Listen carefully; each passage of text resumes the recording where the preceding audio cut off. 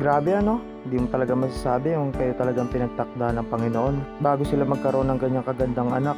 Ako po, napakalami ng kanyang pinagdaanan. Lagi silang away bati, pero tignan nyo, nagbunga ang kanilang pagmamahalan. O siya, alam nyo na kung bakit ako may hawak ng kandila. Kinuha kong ninong ni Siling, yung babaeng kanina may hawak ng bata. Yun yung dati akong katrabaho sa Waypoint. Dito binabasbasan ni Father lahat ng mga bata o mga bibinyagan para naman magabayan sila ng mabuti, magkaroon sila ng takot sa Diyos. Lahat tayo ng pagkabata dumaan tayo sa ganitong proseso. Welcome to the Christian world! Siyempre, lahat ng mga ninong at ninang kailangan mag-sign up the cross sa naon ng bata. Siyempre, hindi rin tayo papahuli. Grabe talaga tong kumari kong to. Sinegway pa talaga yung pagiging ninong ko. O siya, sa lahat ng mga ninong at ninang, alam nyo na kung paano gabayan ng ating mga inaanak. Dito si Madeline na yung sunod para babasbasan na siya ni Father, para maging isang ganap na siya na Kristiyano. Siyempre, bago ipasbasan ni Father, nagtatanong muna siya dyan kung sila ba yung magulang nung babasbasang bata.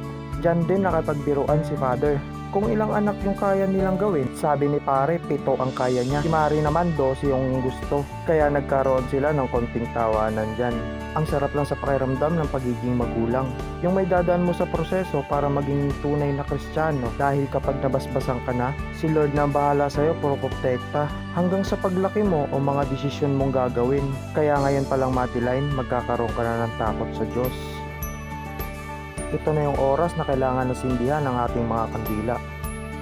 Dahil sa pagiging ninong at ninang, hindi material na bagay o pera ang kailangan, kundi gabay ng pangalawang magulang. Oo, tayo yung magiging pangalawang magulang ng ating inaanak. Kaya kailangan nating manumpa sa harap ng Diyos na lagi natin silang gagabayan lalo na kung lumalaki sila. Hay nako, kakyut mo ba, Madeline? Hayaan mo, paglaki mo, ako na bahala sa riban mo. Ako na rin mag-aahit ng kilay mo. Hindi mo ba alam na propesyon ko yung mga ganong bagay? O diba, tamang pasikat lang. Dito namanghalang ako sa laki at ganda ng simbahan dito sa may malapit sa SM Bacoor. O siya, picture taking na. Ano pa bang hinihintay ko? Lapit na kaagad yan. Ang ganda lang pagmasdan pag nagawa mo yung goal mo ng pagiging magulang mo. Tulad netong dalawang to, na dati away bate, na ngayon nagkaroon ng bunga ang kanilang pagmamahalan. Dito pinapwesto na kami para sa picture taking lahat ng mga ninong at ninang. Siyempre mabilisang picture lang at ito naggagayak na kami palabas lahat. Kaya Madeline, isa ako sa patunay na ako yung isa mong nag-iisang ninong na pogi sa buong mundo. Kaya Madeline, huwag ka magmadali lumaki. Mahal na mahal ka ni Ninong. Madeline, may dala akong regalo para sa'yo na alam kong kakailanganin mo.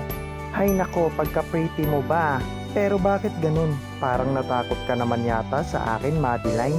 Hello, Pau Pau. Alam ko, mapapanood mo to. Anak din yun ang katrabaho ko. Dito, papunta na kami sa venue kung saan may handaan at kainan. Yun naman, pagkatapos ng binyagan, matinding kainan. Dito na kami sa venue ng mga kumari ko at kumpare ko. Halos hindi ko kakilala lahat ng mga nandyan. Tanghaling tapat na dyan at may hawak na akong plato. Kanya pala si Kumaring Rona, katrabaho ko dati sa Waypoint. Sa mga ganitong bagay, nahanda ko talaga yung sarili ko. Kasi alam ko mapapalaban na naman ako, hindi sa kung ano, kundi sa kainan. Sunod na araw na lang ulit yung dieta ko. Mukhang madadagdagan na naman ang carbs ko. O wag kayong mapanghusga, konti lang yan. Konti lang yung tinira ko sa kasunod. Dito hindi na ako nagtagal kasi kailangan ko pang magpahinga. Kasi galing din ako ng binyagan nung gabi nung bago ng araw na yan. Medyo may amats pa ako niyan kaya nagmamadali na rin ako umuwi at para makapagpahinga. Flex ko nga rin pala sa inyo yung bago kong kabady sa daan, si Pogi. Pinangalalan ko siyang Pogi, parang yung may-ari, Pogi din. Alam nyo ba ang meaning ng JRP? JR Pogi yun. O siya, ako'y aalis na. Maraming salamat sa lahat ng sumusuporta. Maraming salamat. Mag-iingat kayong lahat.